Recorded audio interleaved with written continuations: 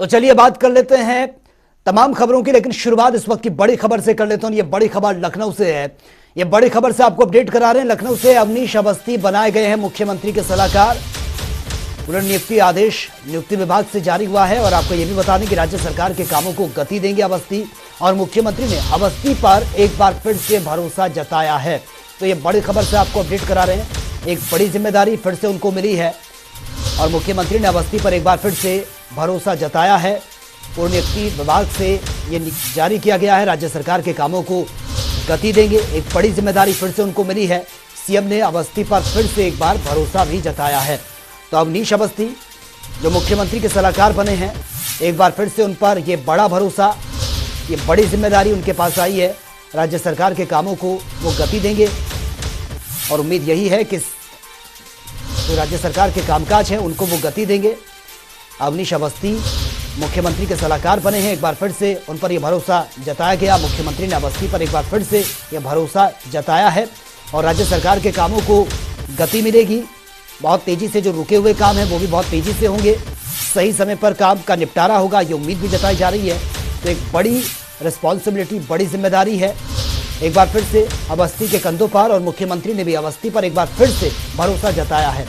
तो पहले के कामकाज से, जो पहले उनका कामकाज रहा है उसी को ध्यान में रखते हुए एक बार फिर से बड़ी जिम्मेदारी ये दी गई है अवनीश अवस्थी को।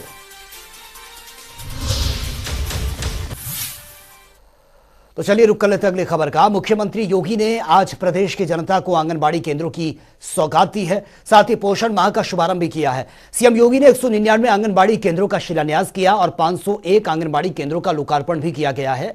साथ ही उन्होंने सहयोग ऐप भी लॉन्च किया। बाल विकास सेवा एवं पुष्टाहार विभाग की लोक भवन में यह आयोजित कार्यक्रम था। मुख्यमंत्री योगी आदित्यनाथ ने कहा है कि विगत 5 सालों से पोषण माह कार्यक्रम सफलतापूर्वक मनाया जा रहा है। प्रधानमंत्री नरेंद्र मोदी ने साल 2018 में इसकी शुरुआत की थी। उन्होंने ये भी कहा कि वर्तमान और भविष्य को कुपोषण से मुक्त करने का यह बेहद ही अहम अभियान है। किशोरी धात्री महिलाएं, माताएं, और साथ ही आपको बता दें कि सुपोषण युक्त वो होंगी और बच्चे भी स्वस्थ होंगे, सक्षम होंगे। इससे समाज और देश भी सशक्त होगा। उन सभी को चिन्हित करते हुए 21,700 से अधिक आंगनबाड़ी केंद्रों के अपने पक्के भवन बनाए गए और आज उनमें से 700 ऐसे हैं जिनमें 199 का शिलान्यास और 501 आंगनबाड़ी केंद्र का लोकार्पण का कार्यक्रम भी यहां पर संपन्न हुआ है। और कांग्रेस और समाजवादी पार्टी ने लखीमपुर खीरी के निघासन थाना क्षेत्र में रेप के बाद हत्या के मामले में पीड़ित परिवार को मदद देने की मांग शासन से की है। शुक्रवार को कांग्रेस और सपा एक प्रतिनिधिमंडल लखीमपुर खीरी में 2 बेटियों से बलात्कार और हत्या की घटना के बाद पीड़ित परिवार से मिलने पहुंचा था और सपा के प्रतिनिधिमंडल का नेतृत्व सपा महिला सभा की निवर्तमान राष्ट्रीय अध्यक्ष जूही सिंह और श्रेया वर्मा ने किया है, जबकि कांग्रेस के प्रतिनिधिमंडल का नेतृत्व आराधना मोना मिश्रा ने किया है। इस दौरान दोनों ही नेत्रियों ने दुखी परिवार को सांत्वना दी है और हर संभव मदद का भरोसा भी दिलाया। और यूपी के कई जिलों में भारी बारिश का दौर लगातार जारी है। भारी बारिश से लखनऊ का भी हाल बेहाल बना हुआ है। हजरतगंज इलाके के दिलकुशा इलाके में दर्दनाक हादसे की खबर भी सामने आई है। तस्वीरें आपके सामने है। भारी बारिश के चलते एक निर्माणाधीन दीवार जो है अचानक से गिर गई, जिसके नीचे दबने से 9 लोगों की मौत हो चुकी है। 2 गंभीर रूप से इसमें घायल हुए हैं, जिनको अस्पताल में भर्ती किया गया। और इस घटना पर मुख्यमंत्री ने भी दुख जताया है और हादसे का संज्ञान लेकर फौरन मदद का ऐलान भी कर दिया। सीएम योगी ने मृतकों के परिजनों के उनको 4-4 लाख रुपए की आर्थिक मदद देने का निर्देश दिया है। वहीं घायलों के मुफ्त इलाज के भी निर्देश दिए गए हैं। और वहीं उत्तर प्रदेश की राजधानी लखनऊ समेत पूर्वांचल और बुंदेलखंड इलाके में बारिश ने जमकर तबाही मचाई है। आपको बता दें कि पहली तस्वीर फतेहपुर की है। यह तस्वीर आपके सामने है, जहां पर कच्चा मकान गिरने से एक युवक की मौत हो गई और 5 मवेशियों की मौत की खबर भी है। दूसरी तस्वीर हमीरपुर की है, जहां पर तेज बारिश से गरीब परिवार का कच्चा आशियाना धराशायी हो गया, लेकिन राहत की बात यह है कि कोई बड़ा नुकसान नहीं हुआ, जानमाल का नुकसान नहीं हुआ। ये तीसरी तस्वीर झांसी से सामने आई, जहां पर लगभग 35 साल पुराना 2 मंजिला मकान ढह गया है और हादसे में करीब 3 लोगों के घायल होने की खबर है। चौथी तस्वीर ललितपुर की है, जहां पर ग्रामीणों का कच्चा मकान गिरने से रखा घर का सारा सामान ध्वस्त हो गया है। 5वीं तस्वीर रायबरेली की है, जहां पर देर रात हुई तेज बारिश से गरीब का आशियाना मलबे में तब्दील हो गया। और आपको बता दें कि 3 बच्चों समेत एक महिला की मौत की खबर है। और ये छठी तस्वीर उन्नाव की है, जहां पर कच्चा मकान गिरने से 2 सगे भाइयों और एक बहन की मौत की खबर है।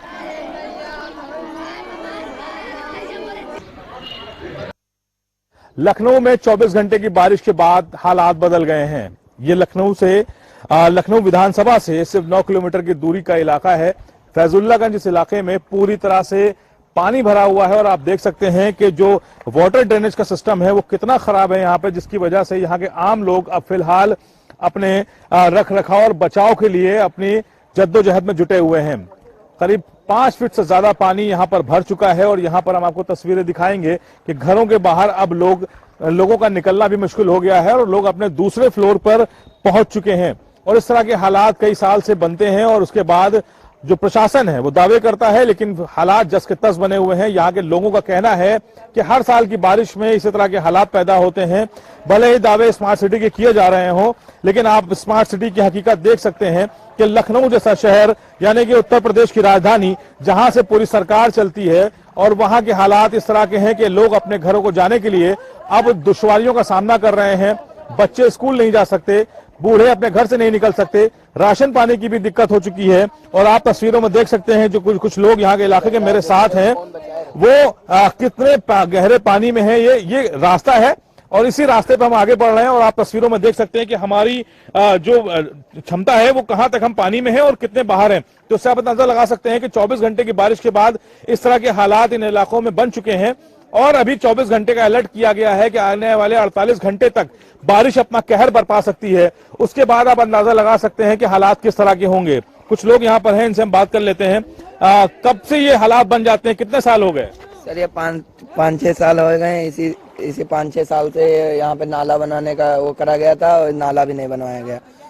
और मेरे डीएम जी आए थे, वो बता के गए हैं कि नाला का प्रभाव बनाया गया है, जिसकी वजह से हम लोग रोड पे थोड़ा धरना। ये जब अब ऐसे हालात हो गए हैं, भी पानी नहीं निकल पाएगा तो कैसी चीजें होंगी, कैसे कोई स्कूल जाएंगे बच्चे, क्योंकि एग्जाम भी चल रहे हैं। सर हम पढ़ते हैं सर, मेरा एग्जाम आज था लेकिन आज एग्जाम मेरा कैंसिल हो गया इसी की वजह से, पानी की वजह से, इसीलिए मेरा एग्जाम कैंसिल हो गया। और खाने पीने की दिक्कत भी है घर में और बाहर कोई निकल नहीं सकता, तेल पानी की भी जरूरत है। इन बस्तियों की हकीकत जानने के लिए आज जनता टीवी की टीम इसी पानी में उतरी है और जानने के लिए कि आखिर इस परेशानी का हल क्या है और कितने साल से इस तरह की परेशानी को झेल रहे हैं। देखिए सामने बच्चे भी हैं, यहाँ पर बहुत सारे कुछ महिलाएं भी हैं। कुछ कहना चाहेंगी आप, क्योंकि एक घर के जो पानी है वहाँ पे घर के द्वारे तक तो पूरा भर ही गया है। समस्या है कि कैसे निकला जाए, कैसे अब सामान आएगा, कैसे बच्चे स्कूल जाएंगे, रोजगार जो निकल रहा है, जो कमाने के लिए जा रहे हैं, कैसे बाहर निकलेंगे, सारी समस्याएं हैं। तो ये एक दिन का तो है नहीं, इसका कोई सोल्यूशन निकलता नहीं है। जो आता है बस यही बोल के चला जाता है, अगले साल अगले साल अगले साल, बस यही कुछ है। कितने दिन तक आप घर में पैक रह सकते हैं ऐसे? अब सर ऐसी हालत में तो अभी डर लग रहा है कि निकला जाए यहाँ से। बाकी अब अच्छा, कल जब रात में बारिश हुई, जब बेतहाशा बारिश हो रही थी, उस वक्त के हालात क्या थे? क्योंकि अभी तो थोड़ा पानी आपका डाउन हुआ है, हल्का सा, मतलब ये कह सकते हैं कि घरों से पानी अंदर इसमें भी पहुंच गया था। जी बिल्कुल नहीं, अभी तो ऐसा कुछ नहीं हुआ है, लेकिन हाँ कुछ घरों में इधर आसपास के हैं हमारे, उसमें घरों में पानी भर गया है, जो लोग अब घर छोड़ के जा चुके हैं। यहाँ से देखिए आप जो तस्वीरें देख रहे हैं, इसमें एक हकीकत ये भी है कि यहाँ से कई परिवार पलायन कर चुके हैं और अपने इस इलाके को छोड़कर दूसरे अपने रिश्तेदारों के यहाँ या आसपास के इलाकों में वो यहाँ तो शिफ्ट कर चुके हैं। अब आप इस पूरी बस्ती को देखिए, ये सभी लोग इंतजार कर रहे हैं कि ये पानी का बहाव कब कम होगा, ये पानी कब नीचे जाएगा और लोग अपनी जरूरतों के साथ जुड़ पाएंगे। लेकिन इस तरह की परेशानी ये हर साल इससे रूबरू होते हैं। उनका कहना है कि यहाँ के जो स्थानीय विधायक हैं उन्होंने भी वादा किया था कि इस तरह की परेशानी आगे को देखने को नहीं मिलेगी। इसके अलावा आज जब जलभराव हुआ उसके बाद डीएम और चाहे मंडल आयोग सब सड़कों पर जरूर नजर आए, लेकिन ये ग्राउंड की हकीकत है। आप देख सकते हैं कि ये सब वो बस्तियां हैं जहां पर अधिकारी पहुंच नहीं पाते हैं, शायद उनको इस बात की जानकारी नहीं हो पाती कि विधानसभा, लोक भवन, सचिवालय से सिर्फ 7 से 8 किलोमीटर की दूरी पर एक ऐसी बस्ती भी है जहां पर लोग अपने घरों में दुबके हैं, क्योंकि ज्यादातर अधिकारी हजरतगंज और गोमती नगर जैसे इलाकों में ही नजर आए। लेकिन इन बस्तियों पर शायद उनकी नजर नहीं पड़ी, या यूं कह सकते हैं कि उनको बताने के लिए कोई अधिकारी था ही नहीं। कैमरा पर्सन आशीष के साथ तौकीर किदवई, जनता टीवी, लखनऊ।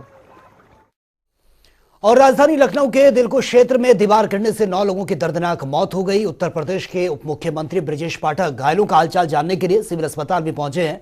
सिविल अस्पताल में घायलों का हालचाल जानने के बाद डिप्टी सीएम ने घटनास्थल का भी निरीक्षण किया। उन्होंने कहा कि लखनऊ में बारिश से हुई घटना बेहद ही दुखदायी है। सरकार पीड़ित परिवार के साथ खड़ी है। सभी जिलाधिकारियों और कप्तानों को ये निर्देश दे दिए गए हैं कि जर्जर मकानों को लेकर एहतियात बरती जाए।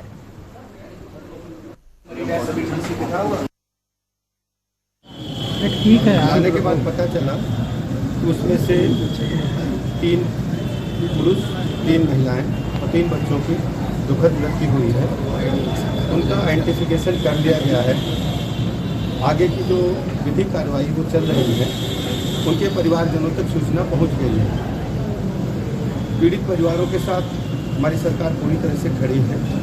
माननीय मुख्यमंत्री जी ने आर्थिक सहायता की भी घोषणा की है। थोड़ी सी इस पूरे प्रकरण में ये लोग वहाँ कैसे पहुँचे, कैसे रह रहे थे और सुरक्षा के इंतजाम क्यों नहीं थे इनके रहने के दौरान, किसकी जिम्मेदारी है, कौन इन्हें लाया था, पूरे स्थिति की जांच चल रही है। जैसे ही जांच रिपोर्ट आएगी मैं आज ही कुछ आपको स्पष्ट बता पाऊँगा, लेकिन दुखद है और सरकार पूरी तरह से पीड़ित परिवारों के साथ खड़ी है। और बीते कई दिनों से दिल्ली के एम्स में भर्ती सपा के वरिष्ठ नेता आजम खान के दिल का इलाज चल रहा था और उनसे मुलाकात करने के लिए सपा के राष्ट्रीय अध्यक्ष दिल्ली पहुंचे हैं। मुलाकात के दौरान अब्दुल्ला आजम और आजम खान की पत्नी भी मौजूद रही हैं। यह मुलाकात दिल्ली के ओखला स्थित आजम खान के फ्लैट पर हुई है।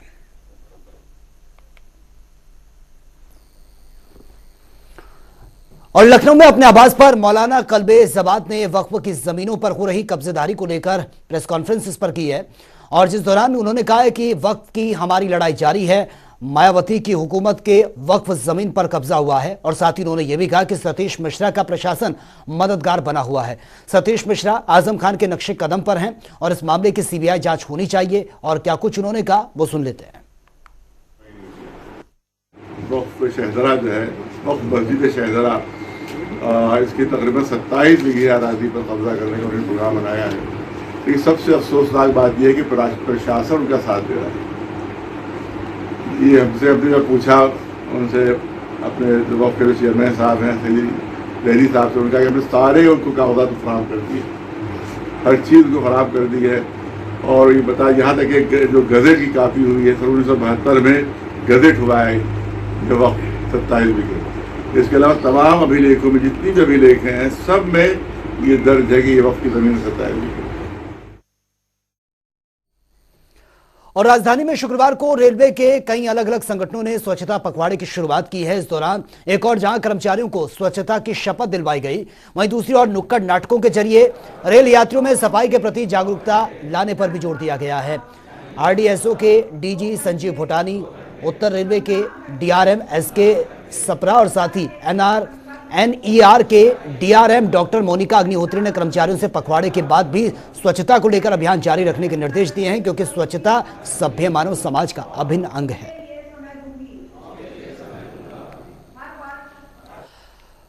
और वहीं लखनऊ में प्रगतिशील समाजवादी पार्टी के दफ्तर में प्रदेश कार्यकारिणी की बैठक संपन्न हुई है और बैठक में खुद पार्टी के राष्ट्रीय अध्यक्ष शिवपाल यादव के साथ प्रदेश अध्यक्ष भी उनके साथ मौजूद रहे हैं। इसके साथ ही सभी जिला अध्यक्षों को भी बैठक में बुलाया गया था। इस दौरान शिवपाल यादव या पार्टी का कोई प्रतिनिधि मीडिया से बातचीत करने से बचता हुआ भी नजर आया। यह बैठक नगर निकाय चुनाव और आगामी लोकसभा चुनाव के संबंध में हुई है।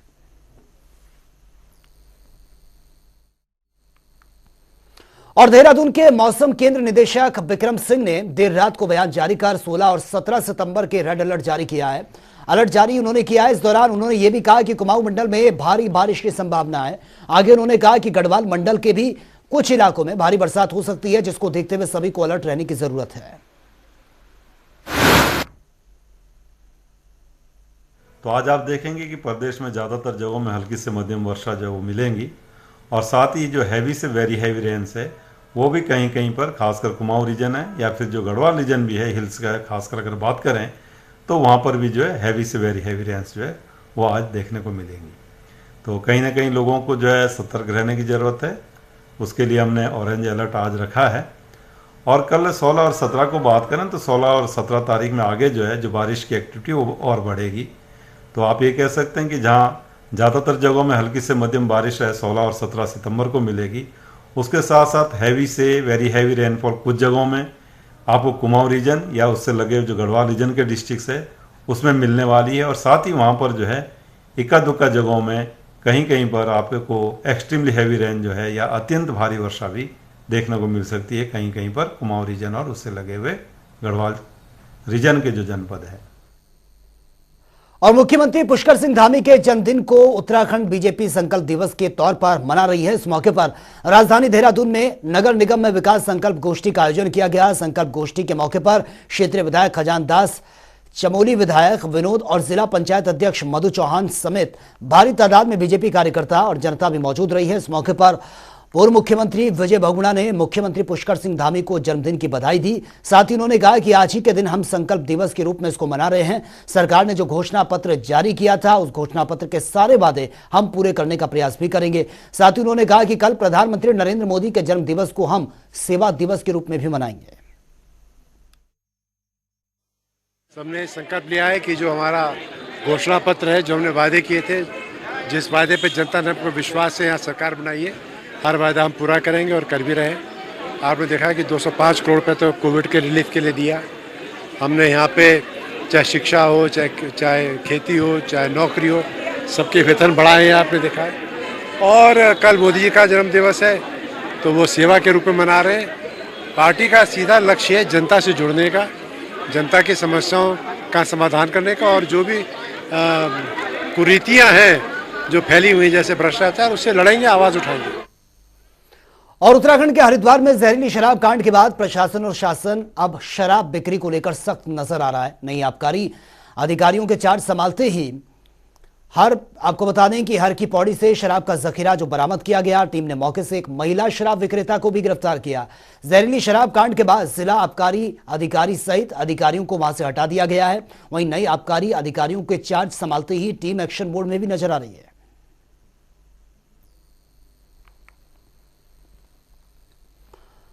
और उत्तरकाशी, चिन्यालीस और दिलची गमरी की 21 सूत्रीय मांगों को लेकर पिछले 4 दिन से कुमराठा के ढुला ग्राम सभा के नागराजा प्रांगण में चल रही अनिश्चितकालीन भूख हड़ताल अब खत्म हो गई है। यह हड़ताल बीजेपी के प्रदेश मीडिया प्रभारी मनवीर सिंह चौहान और जिलाधिकारी के साथ बातचीत के बाद यह खत्म हुई है। और आपको बता दें कि 13 सितंबर को बीजेपी के पूर्व मंडल अध्यक्ष शेषपाल रमोला और जयसिंह पवार ने क्षेत्र की 21 सूत्रीय मांगों को लेकर कुमराड़ा के ढोला में अनिश्चितकालीन ये भूख हड़ताल शुरू की थी। भूख हड़ताल को समाप्त करने के लिए तहसीलदार और उप जिलाधिकारी के साथ साथ यमुनोत्री विधायक ने भी धरना स्थल पर जाकर बातचीत की है, लेकिन आंदोलनकारियों का कहना था कि वार्ता के नाम पर हर बार उनके साथ छलावा हुआ है। तो 4 दिन से ये भूख हड़ताल थी, फिलहाल ये खत्म हो चुकी है। और अपनी मांगों को लेकर मनवीर सिंह से बात मनवाकर इस भूख हड़ताल को खत्म किया गया है। इससे पहले भी सिर्फ आश्वासन मिला है, ये कहा गया है, लेकिन अब जिस तरह से बातचीत हुई है उसके बाद अब इस भूख हड़ताल को खत्म कर दिया गया है। 21 सूत्रीय ये मांगे थी जिसको लेकर यह प्रदर्शन हो रहा था, भूख हड़ताल की जा रही थी और बार बार यही आरोप लगाए जा रहे थे कि कई बार आश्वासन मिला, लेकिन जमीनी हकीकत कुछ और ही है, आश्वासन के सिवा कुछ नहीं होता। लेकिन अब जो बातचीत हुई है उसके बाद ये धरना जो हड़ताल थी, भूख हड़ताल, वो खत्म हो चुकी है। 4 दिन से ये भूख हड़ताल चल रही थी और उसके बाद जो हड़ताल कर रहे थे प्रदर्शनकारी वो आश्वस्त भी नजर आए हैं इस मुलाकात के बाद, बातचीत के बाद। और बीजेपी युवा मोर्चा के पूर्व प्रदेश अध्यक्ष कुंदन लटवाल ने प्रेस वार्ता करते हुए सोशल मीडिया में उनकी पत्नी की नौकरी को लेकर वायरल हो रहे मामले को फर्जी करार देते हुए कहा है कि उनकी राजनीतिक छवि को धूमिल करने के लिए पहाड़ी आर्मी के अध्यक्ष हरीश रावत ने यह काम किया है। उन्होंने कहा कि उनकी पत्नी की अस्थायी नौकरी उत्तराखंड मुक्त विश्वविद्यालय में अकादमिक परामर्शदाता के रूप में है और जबकि पहाड़ी आर्मी के अध्यक्ष हरीश रावत ने असिस्टेंट प्रोफेसर दर्शाकर सोशल मीडिया में फर्जी तरीके से वायरल किया है।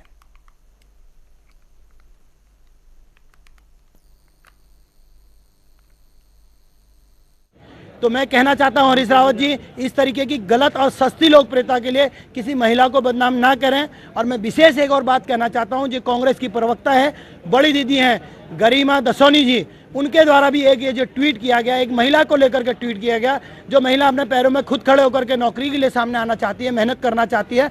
उन्होंने एक गलत ट्वीट कर करके, इतनी बड़ी राष्ट्रीय पार्टी की प्रवक्ता होने के बाद उन्होंने अपना गलत ट्वीट करा और पूरी जानकारी के अभाव में अधूरा ज्ञान जो घातक होता है, उन्होंने भी एक महिला को अपमानित करने का काम करा। वो भी इसके लिए माफ़ी मांगे, और अगर वो भी अपने सोशल मीडिया हैंडल से इसको नहीं डिलीट करती हैं और अगले 10 दिन के अंदर में सार्वजनिक तौर पर माफ़ी नहीं मांगती हैं, तो निश्चित रूप से उनको भी लीगल नोटिस भेजने का काम मेरे वकील के द्वारा किया जाएगा। तो कुंदन लटवाल की तरफ से बाकायदा ये प्रेस कॉन्फ्रेंस की गई है। दरअसल जो आरोप उनकी पत्नी पर लगे हैं उसी को लेकर ये प्रेस कॉन्फ्रेंस उन्होंने की है। उन्होंने कहा कि जो चीज़ें वायरल हो रही हैं उसको लेकर मैं स्पष्ट कर देना चाहता हूं, और उसी को लेकर जो प्रेस कॉन्फ्रेंस की है अहम बातें उन्होंने रखी। साथ ही ये भी कहा है कि जिन्होंने बाकायदा ट्वीट किए हैं और इस तरीके के आरोप लगाए हैं, नॉलेज का, ज्ञान का अभाव है, जिस वजह से इस तरीके के लांछन उन पर लगाए गए हैं। साथ ही उन्होंने ये भी कहा कि जो ट्वीट किया गया, जो बातें बोली गई हैं उसको वो वापस ले, माफ़ी मांगे सार्वजनिक तौर पर। अगर वो माफ़ी नहीं मांगते हैं तो वो लीगल नोटिस भेजेंगे। तो आपको बता दें कि गरिमा दसोनी का नाम उन्होंने लिया है, कांग्रेस की वो स्पोक्स पर्सन है और बेबाकी से अपनी राय वो रखती हैं। उन पर भी उन्होंने आरोप लगाए हैं कि गरिमा दसोनी ने भी एक ट्वीट जो किया है उसको वो जल्द से जल्द हटा दें। और तो आपको बता दें कि बाकायदा आज ये प्रेस कॉन्फ्रेंस की गई थी कुंदन लटवाल की तरफ से। इन चीज़ों को उन्होंने क्लियर किया है और साक्ष्य भी उन्होंने साथ में रखे हैं। जो आरोप उनकी पत्नी पर लगे हैं कि जिस तरीके से नौकरी उनको मिली है, ये सीधा सीधा आरोप उन्होंने लगाया है कि उनकी राजनीतिक जो छवि है उसको धूमिल करने की कोशिश की जा रही है। तो फिलहाल इस बुलेटिन में मेरे साथ इतना ही, लेकिन तमाम खबरों के लिए आप बने रहिए जनता टीवी के साथ। नमस्कार।